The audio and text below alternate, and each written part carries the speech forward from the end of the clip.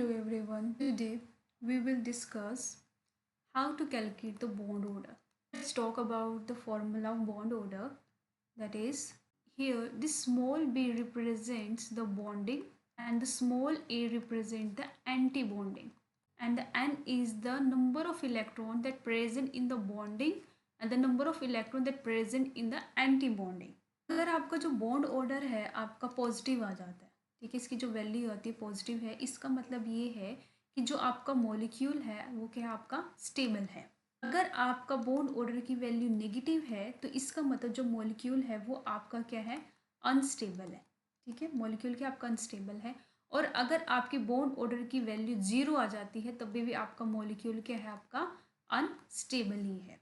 Let's discuss the example of O2, it is oxygen molecule. अगर मुझे इसका bond order निकालना है तो सबसे पहले आपको फॉर्मूला पता होना चाहिए, अभी बताया है।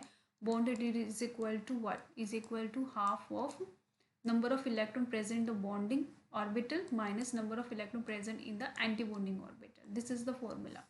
फर्स्ट आपको जो O2 है आपको पता होना चाहिए ऑक्सीजन की इलेक्ट्रॉनिक कॉन्फ़िगरेशन।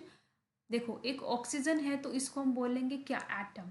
ओके, अगर O2 है तो इसको हम क्या बोल देंगे, आपका मॉलिक्यूल। आपको जो ऑक्सीजन है इसका एटॉमिक नंबर पता है कितना, 8 होता है, और इसकी जो कॉन्फ़िगरेशन होती है वो क्या होते हैं, 2 और 6।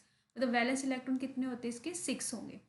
अब यहाँ पे कितने हैं, हम क्या करते हैं, वैलेंस इलेक्ट्रॉन को ही यूज़ किया जाता है। तो इसमें क्या है, O2, 2 ऑक्सीजन है, ठीक है, तो एक ऑक्सीजन का कितना है, 6 है, तो 2 का कितना होगा, 12।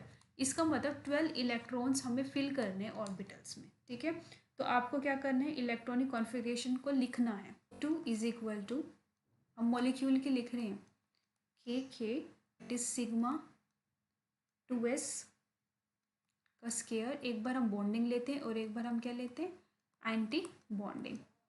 इलेक्ट्रॉन्स की फीलिंग में बाद में करके दिखा देती हूँ आपको। ठीक है, पहले हम लिख लेते हैं sigma 2s, sigma star 2s, sigma 2pz pi 2px is equal to pi 2py, pi star 2px is equal to pi star 2py। ठीक है, यहाँ पे के क्या है, शेल है। ठीक है, के क्या है, शेल है। This is for the bonding and this is for the anti bonding. ये बॉन्डिंग के लिए, ये एंटी बॉन्डिंग के लिए। कौन सी किसके लिए, सिग्मा 1s और सिग्मा स्टार 1s, उसको हम के से रिप्रेजेंट कर देते हैं। ठीक है, तो यहाँ पे हम क्योंकि वैलेंस इलेक्ट्रॉन ले रहे हैं तो वैलेंस इलेक्ट्रॉन टोटल कितने, 12, मुझे 12 इलेक्ट्रॉन इसमें फिल करने हैं। अब ध्यान से देखना, जब इलेक्ट्रॉन फिल करने हैं तो 3 रूल आपको यूज़ करने होते हैं, ह्यूम्स रूल, ऑबर प्रिंसिपल रूल, पॉलिक सॉल्यूशन प्रिंसिपल। तो आपको फिल कैसे करना है, इसमें कितने आएंगे, 2 इलेक्ट्रॉन आ जाएंगे, 2 इसमें आएंगे, 2 इसमें आएंगे। ठीक है, 2 2 4 5 6, इसमें 7 8 9 10।